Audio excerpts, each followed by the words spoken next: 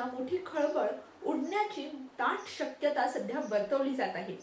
एकनाथ शिंदे यांनी ठाकरे गटातील निम्म्याहून अधिक खासदारांना आपल्या गटात खेचण्यासाठी मोठी रणनीती आखली असून पंतप्रधान नरेंद्र मोदींसोबत दिल्ली भेटीत यावर शिक्कामोर्तब झाल्याचं सूत्रांच्या माध्यमातून समोर येत आहे।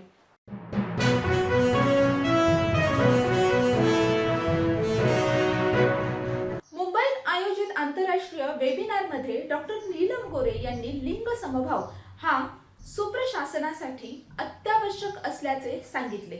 महिलांवरील हिंसाचार रोखण्यासाठी तंत्रज्ञान निधी या चर्चेत देश विदेशातील तज्ञांनी सहभाग घेत महिलांच्या सक्षमीकरणासाठी प्रभावी उपाययोजना राबवण्याची गरज असल्याचे देखील व्यक्त केले।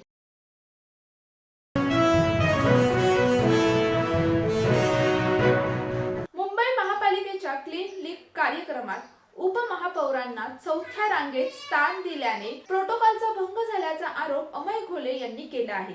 शिंदे यांच्या शिवसेनेने या प्रकरणाची चौकशी करण्याची मागणी करत नाराजी देखील व्यक्त केली आहे।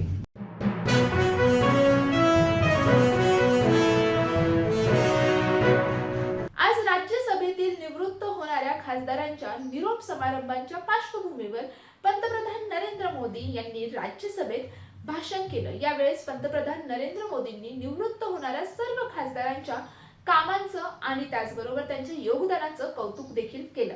तसेच विधिमंडळातील चर्चासह विविध विषयांवरही मोदींनी भाष्य केले।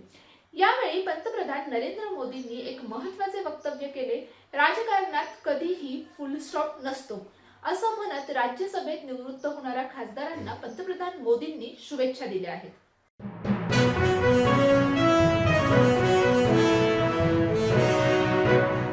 महाराष्ट्रात आज अवकाळी पावसाची जोरदार हजेरी लागली असून राज्यभर हवामान चिंतेचा विषय बनला आहे।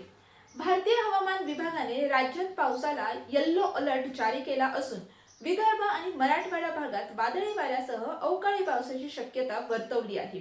नागपूरसह पूर्व विदर्भातील अनेक जिल्ह्यांमध्ये सकाळपासून ढगाळ वातावरण आहे आणि काही ठिकाणी हलक्या सरी सुद्धा पडत आहेत।